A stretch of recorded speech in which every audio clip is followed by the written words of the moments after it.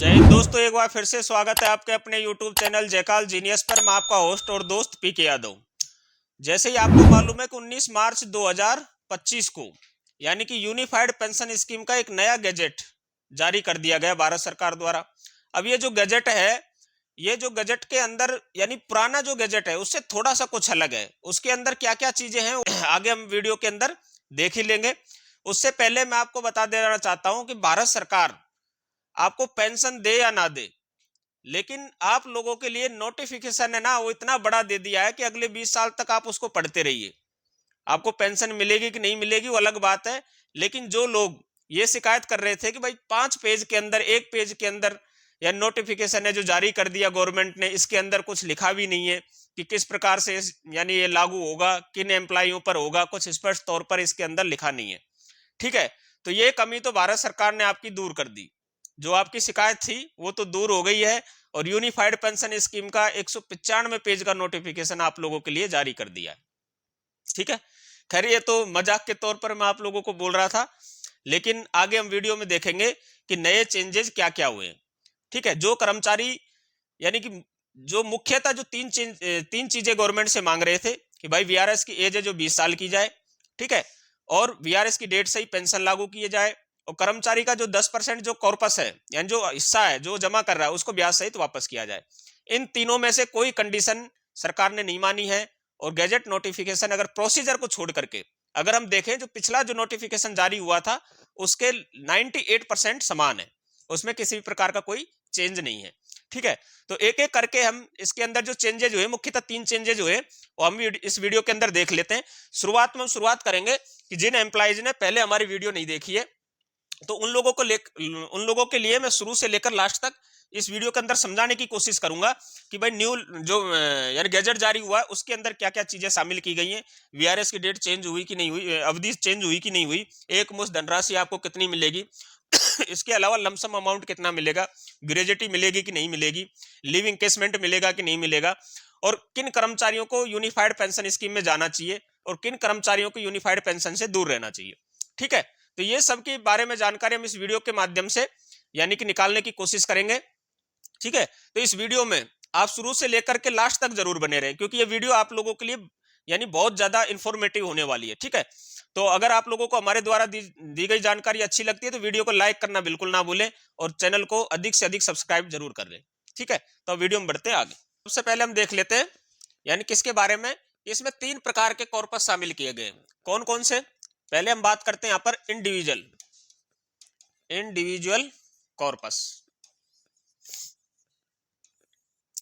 ठीक है, 3 प्रकार के कॉर्पस इसके अंदर शामिल किए गए। पहला प्रकार का कौन सा है? Individual corpus. इंडिविजुअल कॉर्पस के अंदर क्या है कि 10% कर्मचारी का, एम्प्लॉय का, यानी कि basic plus DA plus NPA, non practising allowance, ये मेडिकल क्षेत्र में दिया जाता है, साइंस और मेडिकल वाले जितने डिपार्टमेंट है उसके अंदर। ठीक है, बाकी कर्मचारियों का बेसिक प्लस डीए का 10% यानी एम्प्लॉय के खाते से काटा जाएगा, और 10% जितना एम्प्लॉय जमा करेगा उतना ही 10% कौन जमा करेगी? गवर्नमेंट आपके इंडिविजुअल खाते में जमा करेगी। ठीक है, तो यानी कि 20% पैसा आपका किसके अंदर जमा होगा? इंडिविजुअल कॉर्पस के अंदर जमा होगा। अगर हम बात करें उसके अलावा पूल कॉर्पस, दूसरा प्रकार का जो कॉर्पस है वो कौन सा है? हमारा पूल कॉर्पस। पूल कॉर्पस के अंदर 8.5% यानी आपके लास्ट बेसिक प्लस डीए का 8.5%, यानी कि गवर्नमेंट एक कॉर्पस इकट्ठा करेगी आपके नाम पर, वो होगा पूल कॉर्पस। जो ये पूल कॉर्पस होगा ये आपको नजर नहीं आएगा, इसमें आप किसी भी प्रकार का यानी कि जो इन्वेस्टमेंट प्लान है, जो अपने तरीके से इन्वेस्टमेंट नहीं कर सकते, गवर्नमेंट अपने अनुसार इसका क्या करेगी? इन्वेस्टमेंट करेगी। और जो आपका खुद का इंडिविजुअल कॉर्पस था, इसमें आपको पूर्ण आजादी है कि आप किस प्रकार से इन्वेस्टमेंट किन किन कंपनियों के अंदर करना चाहते हैं, शेयर्स के अंदर करना चाहते हैं, उसके लिए आपको आजादी इसके अंदर दी गई है। ठीक है, ये तो हो गया पूल कॉर्पस। एक होगा आपका बेंचमार्क कॉर्पस। तीसरा प्रकार का कौन सा होगा? Benchmark corpus. बेंचमार्क कॉर्पस, इसके अंदर किसी भी प्रकार का इन्वेस्टमेंट ना तो एम्प्लॉय करेगा ना गवर्नमेंट करेगी। ये बेंचमार्क कॉर्पस है वो क्या है? पीएफआरडीए, यानी कि रेगुलेटरी जो फर्म है वो इसके अंदर आपका डिसाइड करेगी भाई 10 साल सर्विस के बाद में आपका कितना बेंचमार्क कॉर्पस होना चाहिए था, यानी कि 10 साल सर्विस के बाद में कोई कर्मचारी लेवल 3 या 4 में, यानी कर्मचारी लेवल 3 या 4 का कर्मचारी है, तो वो डिसाइड करेगा कि भाई 10 साल के अंदर 15 लाख रुपए जमा होने चाहिए थे बेंचमार्क कॉर्पस के अंदर। यानी टोटल कॉर्पस है जो आपका इंडिविजुअल कॉर्पस कितना होना चाहिए था, 15 लाख रुपए होना चाहिए था। लेकिन किसी कारणवश आप यानी उसके अंदर कंट्रीब्यूट नहीं दे पाए। अगर आप कंट्रीब्यूट नहीं दे पाओगे या आपने किसी यानी इमरजेंसी पड़ने पर आपने यूनिफाइड पेंशन स्कीम के तहत आपने क्या किया, इंडिविजुअल कॉर्पस से 25% अपना पैसा वापस निकाल लिया। ठीक है, मान लेते उदाहरण के लिए हमने 2 लाख रुपए निकाल लिया, तो अभी आपका जो बेंचमार्क कॉर्पस कितना रह जाएगा, 13 लाख रुपए रह जाएगा। ठीक है, जबकि बेंचमार्क कॉर्पस के अंतर्गत यानी जो मानक जो आपका कॉर्पस वो कितना होना चाहिए था, 15 लाख, लेकिन आपका भी कितना है, 13 लाख। तो ये जो 2 लाख रुपए जो आपने निकाला है, ठीक है, इस 2 लाख रुपए को माइनस करके जितनी पेंशन बनेगी उस आधार से आपको बेंचमार्क कॉर्पस के हिसाब से आपको पेंशन दी जाएगी। तो यानी बेंचमार्क कॉर्पस है जो मानक एक कॉर्पस है, इससे ये पता किया जाएगा भाई कर्मचारी का इतना पैसा तो जमा होना चाहिए था इतना सर्विस के बाद में, लेकिन अभी गवर्नमेंट यानी कर्मचारी ने किसी कारणवश पैसा अपना निकाल लिया या किसी प्रकार से कंट्रीब्यूट नहीं कर पाया, तो उस कंडीशन में उसका कॉर्पस इतना इकट्ठा हुआ है, तो इस कॉर्पस के हिसाब से उसी के अनुपात में आपको क्या दी जाएगी, पेंशन दी जाएगी। तो बेंचमार्क कॉर्पस से आपकी पेंशन का निर्धारण किया जाएगा। ठीक है, ये तो हो गए 3 प्रकार के कॉर्पस। अब सर आप बोलोगे इसमें नया क्या है?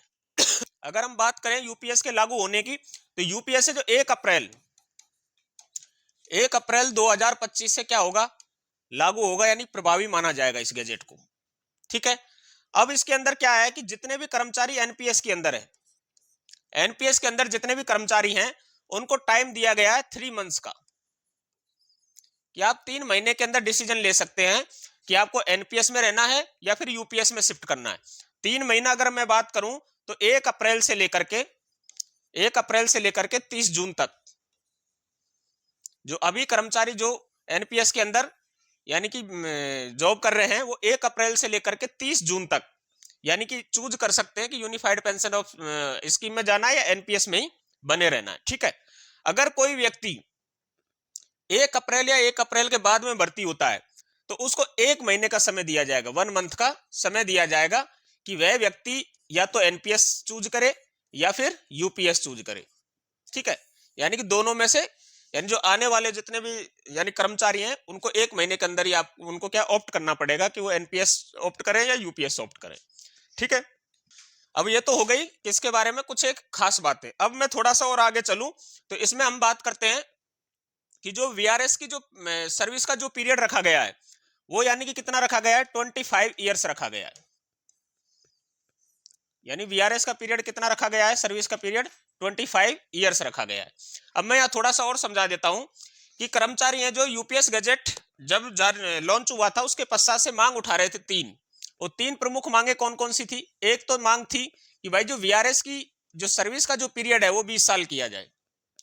ठीक है, 20 ईयर्स किया जाए। ठीक, और जो कर्मचारी का जो 10% कॉर्पस है वो उसको ब्याज सहित क्या किया जाए, वापस किया जाए, रिटर्न किया जाए, चाहे वो वीआरएस का मामला हो चाहे वो सुपर एन्युएशन का मामला हो। तीसरी जो मांग थी कर्मचारी की वो क्या थी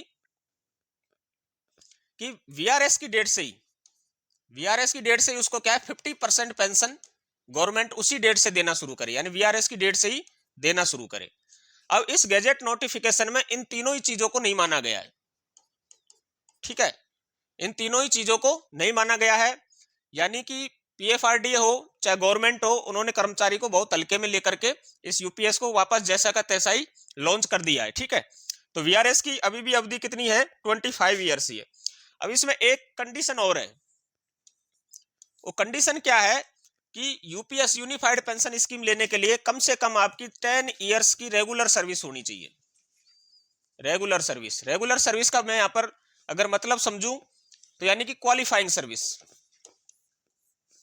कौन सी सर्विस, क्वालिफाइंग सर्विस 10 ईयर की मिनिमम होनी चाहिए।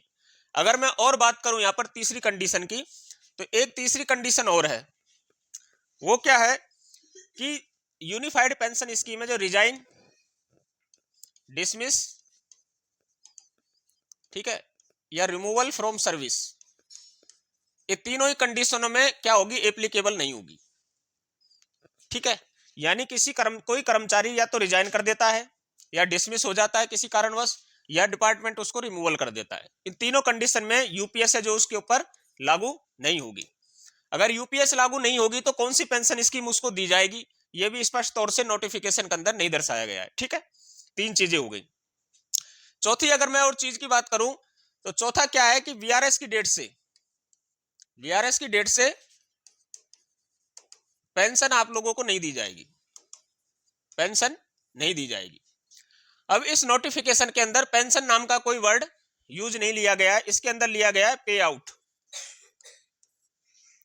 ठीक है, यानी कि जितना आपका पे आउट बनेगा वो आप लेकर के निकल जाओ, यानी पेंशन किसी भी प्रकार की इसके अंदर कोई वर्ड यूज नहीं किया गया है। जितने भी टेक्निकल वर्ड यूज किए गए यानी कि आपको पहली बार न्यू देखने को मिलेंगे, यानी कर्मचारी समझ नहीं पाएगा, इतना लंबा चौड़ा गजट जारी कर दिया 195 पेज का। ठीक है, तो ये क्या हो गया, वीआरएस की डेट से पेंशन नहीं मिलेगी। अगर मैं एक पॉइंट और इसके अंदर ऐड करूं, पांचवा पॉइंट, कि आपको 50% जो पेंशन देने का गवर्नमेंट ने इसके अंदर दावा किया है वो कब से है, सुपर एन्युएशन से है, सुपर एन्युएशन की डेट से है, सुपर एन्युएशन की डेट से। मतलब कि कोई कर्मचारी मान लेते हैं 25 साल के बाद भी वीआरएस लेता है। ठीक है, यदि वह कर्मचारी 20 साल की एज में भर्ती हुआ, जैसे मैं पैरामिलिट्री का एग्जांपल लेता हूं यहाँ पे, ठीक है, और 25 ईयर्स की वो सर्विस करता है, तो वो टोटल कितनी एज का होगा उस समय वीआरएस की डेट तक, 45 ईयर्स का होगा। अब उसे पेंशन पाने के लिए 15 साल का इंतजार करना पड़ेगा। कितने साल का, 15 साल का। ठीक, तो 15 साल तक वो अपने बच्चों को किस प्रकार से पालेगा पोसेगा, उसकी जिम्मेवारी कौन लेगा। ठीक है, ये सबसे बड़ा इस चीज यानी कि खामी है इस पेंशन स्कीम की, वो क्या है कि आपको पेंशन के लिए भी वेट करना पड़ेगा। ठीक है, अगर मैं और बात करूं इसकी और डीपली अगर हम बात करें इसके मामले में, ठीक है, तो ये वीआरएस हो चाहे कंपलसरी रिटायरमेंट हो, कौन सा हो, कंपलसरी रिटायरमेंट हो या फिर रिटायरमेंट हो, सुपर एन्युएशन, इसी कंडीशन में क्या होगा कि आपको क्या दी जाएगी, यूनिफाइड पेंशन स्कीम। तीन ही कंडीशन में दी जाएगी, वीआरएस का मामला, रिटायरमेंट और कंपलसरी, रिमूवल, डिसमिस और यानी कि रिजाइन के मामले में आपको यूनिफाइड पेंशन स्कीम लागू नहीं होगी। ये स्पष्ट तौर पर ये लिखा हुआ है। ठीक है, हाँ, इसमें कुछ चेंज जो किए गए नए चेंजेस वो मैं बता देता हूं, न्यू चेंजेस क्या है। अब हम बात कर लेते हैं यहाँ पर न्यू चेंजेस की, न्यू चेंजेस क्या क्या है। अगर मैं बात करूं यहाँ सबसे पहला जो नया चेंज है वो क्या है कि जिस प्रकार से हम एनपीएस में 25% पैसा एम्प्लॉय का, यानी कि टोटल एम्प्लॉय का जो पैसा जमा है, मैं यहाँ उदाहरण ले लेता हूं, मान लेते हैं हम किसी कर्मचारी का यानी 4 लाख रुपए जमा है। ठीक है, तो उसका 25% यानी 1 लाख रुपया वो निकाल सकता है, सोम का निकाल सकता है, गवर्नमेंट का नहीं। ठीक है, ये तो हो गई पहला चेंज कि जैसे एनपीएस में निकाल सकते हो उसी प्रकार से आप यूपीएस में भी निकाल सकते हैं। दूसरा जो चेंज है वो क्या है कि सुपर एन्युएशन के बाद, सुपर एन्युएशन के टाइम, वीआरएस के टाइम नहीं, सुपर एन्युएशन के टाइम, सुपर एन्युएशन के बाद आप 60% पैसा निकाल सकते हैं। कितना, 60%, जैसा हम एनपीएस वाले मामले में निकालते थे, 60% पैसा निकाल सकते हैं। लेकिन क्या होगा, उसी अनुपात में आपकी पेंशन है जो कम हो जाएगी, यानी पेंशन है जो आपकी कम हो जाएगी, उस समय 50% पेंशन की गारंटी सरकार है जो आपको नहीं देगी। ठीक है, ये तो हो गए दो नए चेंजेस के अंदर जो मुझे फिलहाल नजर आए। ठीक है, अगर और कोई नया चेंज होगा तो जैसे जैसे हम लोगों को जानकारियां सामने आएगी तो नई वीडियोज बना दी जाएंगी। ठीक है, अगर हम बात करें कि इसकी कमियों के बारे में, तो कमी एक तो जो मैं आपको बताया था कि भाई 25 साल यानी कि वीआरएस का सर्विस पीरियड है, तो मैं मान लेता हूं कोई कर्मचारी 25 साल में भी भर्ती होता है, यानी कि जॉब लगता है, 25 साल जॉब कर लेता है, तो 50 साल का होगा।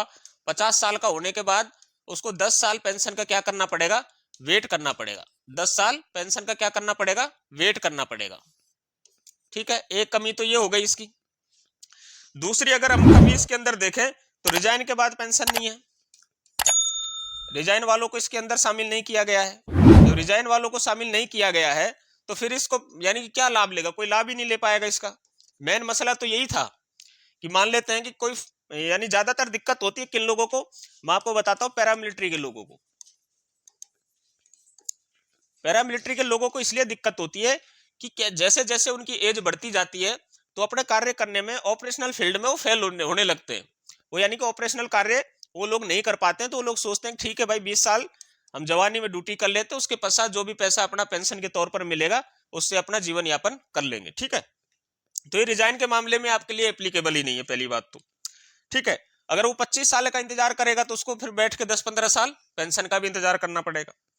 ठीक है, और जो वीआरएस की ड्यूरेशन मैंने आपको बताई दी 25 वर्ष, ये 2-3 इसकी खामियां हैं। अगर इन्हीं को सुधार दिया जाए तो फिर भी कुछ लोगों को राहत मिलेगी। अब इसके अंदर हम बात करते हैं फायदा किसको मिलेगा भाई। अब नुकसान हमने देख लिया, लेकिन फायदा भी होगा किसी ना किसी कर्मचारी को। तो ये फायदा किन कर्मचारियों को होगा, अगर मैं बात करूं पॉइंट वाइज, ऐसे कर्मचारी जो 10 साल सर्विस करने के बाद, 10 साल या 10 साल से अधिक सर्विस करने के बाद क्या हो गए हैं, रिटायर हो गए या सुपर एन्युएट हो गए। यानी कि यहाँ पर रिटायरमेंट का मतलब समझना आप, सुपर एन्युएट यानी सुपर एन्युएट पर चले गए, यानी 60 साल के हो गए और वो एनपीएस के अंदर आते थे। तो उसमें क्या हो रहा था, कर्मचारियों के एनपीएस के तहत यानी कि 1000 से 2-3 हजार उनको पेंशन मिल रही थी। अब ऐसे लोग क्या करेंगे कि अपना जो बेंचमार्क कॉर्पस में, बेंचमार्क जो उनका कॉर्पस जितना भी बनेगा 10 साल के बाद, तो वो अपना पैसा क्या करेंगे, उधर जमा कर सकते हैं। तो उस कंडीशन में क्या होगा, यानी 2-3 लाख रुपए या 1.5 लाख रुपए जो भी बनेगा, अगर वो जमा कर देंगे तो उनको कम से कम ये राहत मिल जाएगी कि भाई 15-16 हजार रुपए उसको पेंशन बन जाएगी। तो इन लोगों को बहुत अच्छा फायदा ये जो मिल गया है, क्योंकि आप मान लो कि वो बोलते हैं ना कि काना अंधे राजा से अच्छा तो काना राजा भी अच्छा होता है। तो भाई पहले ये क्या है, इनको अंधा राजा मिला हुआ था, तो अभी इनको काना राजा मिल जाएगा। ठीक है, तो ये वाली कंडीशन हो जाएगी। तो दूसरा किन लोगों को फायदा होगा, दूसरा उन लोगों को फायदा होगा ऐसे कर्मचारी जो यानी कि 20 साल सर्विस कर लिए या 25 साल सर्विस उनकी पूर्ण होने वाली, वैसे 25 साल अभी एनपीएस के अंदर यानी 29 में जाके पूरी होगी। ठीक है, लेकिन जो कर्मचारी 20 साल सर्विस के बाद में रिटायरमेंट की एज प्राप्त कर ले रहे हैं, यानी सुपर एन्युएट होने वाले, कहने का मतलब यानी 2 से 3 सालों के अंदर वो सुपर एन्युएशन पर चले जाते हैं। सुपर एन्युएशन उनका नजदीक है, यानी कि 27-28 तक वो सुपर एन्युएट होने वाले हैं। तो उन कर्मचारियों को क्या होगा कि मान लेते हैं उनकी सर्विस 20 साल की हुई, तो 20 साल सर्विस वाले को यानी 40% उसको पेंशन मिल जाएगी।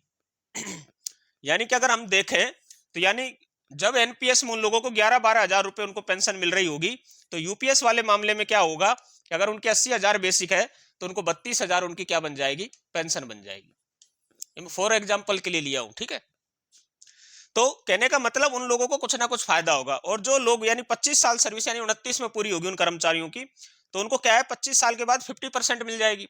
यानी उस समय उनका मान लेते 1 लाख बेसिक होगा तो 50 हजार पेंशन मिल जाएगी। बाकी अगर इस केस में देखें एनपीएस वाले में, तो उस समय उनकी 24-25 हजार रुपए पेंशन बनेगी। तो यानी कि उनको कुछ फायदा, उनको राहत है जो उन लोगों को मिल जाएगी। ठीक है, तो ऐसे कर्मचारियों को ये स्कीम है जो फायदेमंद हो सकती है। तीसरी जो हम बात करें, जिन कर्मचारियों की शॉर्ट सर्विस है यानी शॉर्ट पीरियड है, सर्विस का पीरियड क्या है, शॉर्ट है, शॉर्ट पीरियड। जैसे मैं बात करूं कि टीचर्स है,